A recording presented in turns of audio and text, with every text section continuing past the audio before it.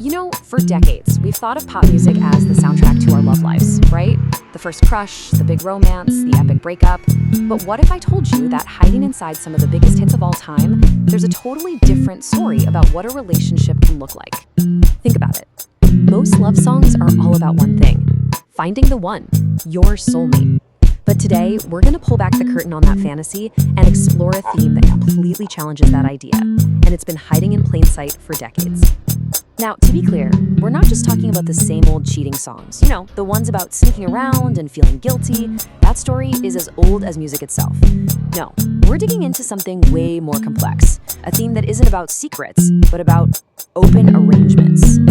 Okay, so this is the key distinction right here. On one side, you've got your classic secret cheating anthem. It's all about guilt, betrayal, secrecy, a total mess. But on the other side, there's this whole other genre of songs built on acknowledgement, on honesty. These aren't about betrayal at all. They're about relationships that are just playing by a different set of rules. So, to really understand this hidden genre, we have to start with the song that basically wrote the blueprint. It's a classic R&B hit from the 80s, and it lays out the core principle we're going to be tracking through pop history. We're calling this the tolerance for affection arrangement, and it's a simple idea, but it's powerful. The singer isn't asking for monogamy. The deal is you can do what you want when you're away, but your main job is to come home and treat your partner right. And the perfect example? Just Be Good to Me by the SOS Band. I mean, this one line says it all. This isn't a song about heartbreak. It's a statement of terms. It's an agreement where being treated well is way more important than sexual exclusivity. See, she's not being a victim here. She's defining what matters in the relationship on her own terms. Now you might be thinking, okay, so that's a cool R&B track from the 80s. Probably a one-off. But nope, not even close.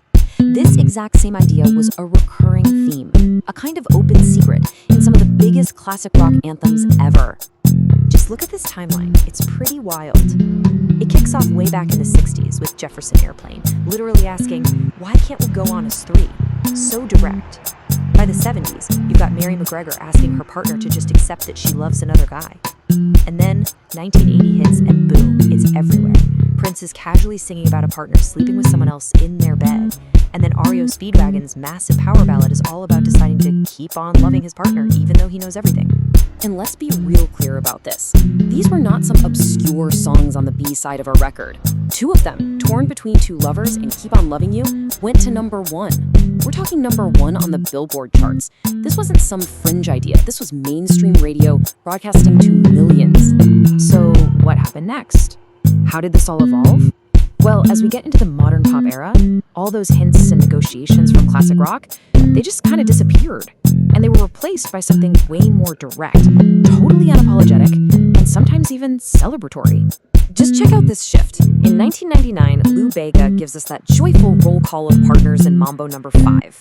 A decade later, Britney Spears isn't hinting at a thing. Her #1 hit 3 is just a straight-up upbeat invitation to a threesome.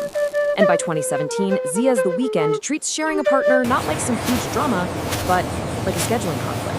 This Zia lyric just captures the whole evolution perfectly. There's no gray area here, right? It's just a direct, almost casual statement about a shared situation. The whole theme has gone from this quiet tolerance all the way to a simple, logistical fact. So after seeing this theme pop up across so many decades and so many hits, you gotta ask, what's the big deal? Why does this hidden history of songs actually matter? Well, here's the real takeaway. These songs are more than just entertainment. They're evidence. They show that artists were exploring really complex relationship dynamics long before terms like polyamory hit the mainstream. They smuggled these challenging ideas into our lives through these incredibly catchy songs. And in doing so, they normalized conversations about love that went way beyond the fairy tale. They proved that our relationships and our desires have always been more complicated than our love stories like to admit. It really makes you wonder, doesn't it? The next time you put on your favorite playlist, maybe listen just a little bit closer. What other secrets have been hiding in our favorite songs this whole time?